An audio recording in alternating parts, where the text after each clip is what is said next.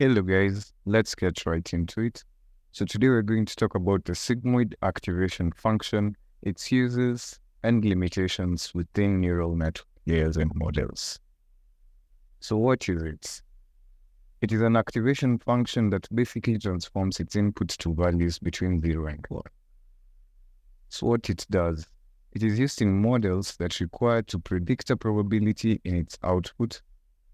The probability exists in a range between 0 and 1, hence why we use sigmoid.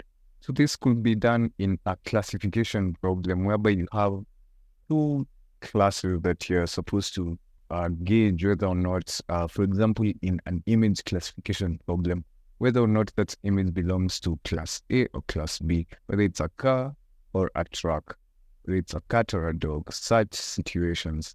It's used when you have two classes and you're required to get the classification of a certain input where it belongs to. So there are extra details. Number one, it is a monotonic function. As I had said in the ReLU video, a monotonic function is one that is non-increasing and non-decreasing. So similar to the ReLU function, it also introduces non-linearity to a neural network model. That's why it's an activation function too. So it is also differentiable, meaning that you can get the slope of the curve at any 2 points.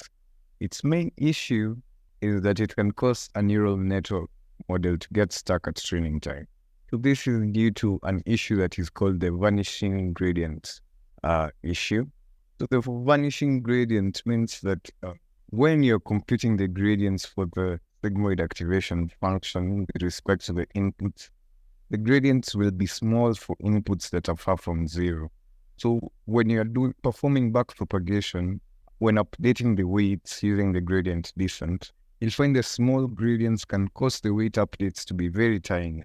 So as a result, the early layers of the network will learn very slowly or even not at all, effectively causing them to get stuck in training.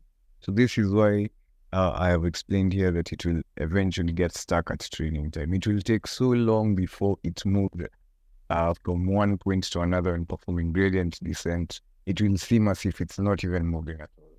So this is the vanishing gradient problem.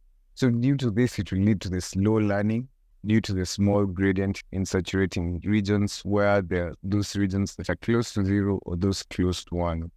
And sometimes it could be a poor choice for a deep neural network because they may be prone to the vanishing gradients because the gradients will get smaller as it propagates backwards through multiple layers.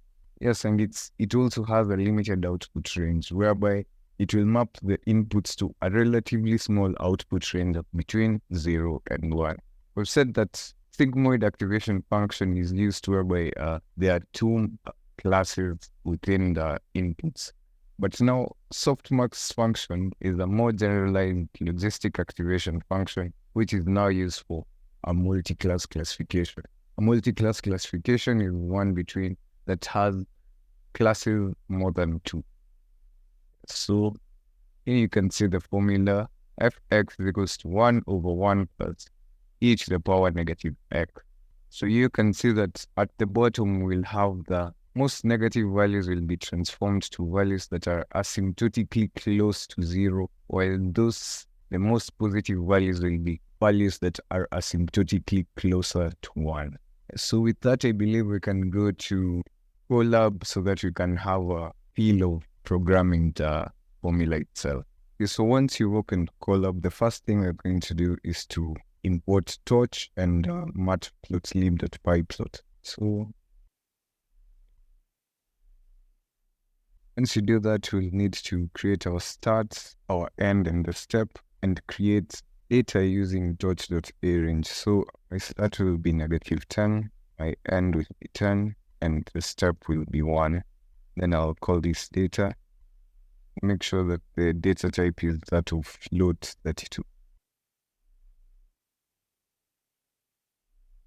So once we have that, we'll create our sigmoid function, and then we will pair it to PyTorch's inbuilt sigmoid.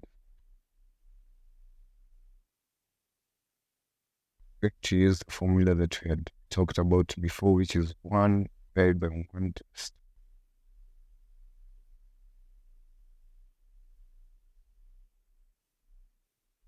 So you can see, as we had said before, the values that are the most negative will be asymptotically closer to 0, while those at 1 will be asymptotically closer to 1. I mean, the positive values will be asymptotically closer to 1, as you can see.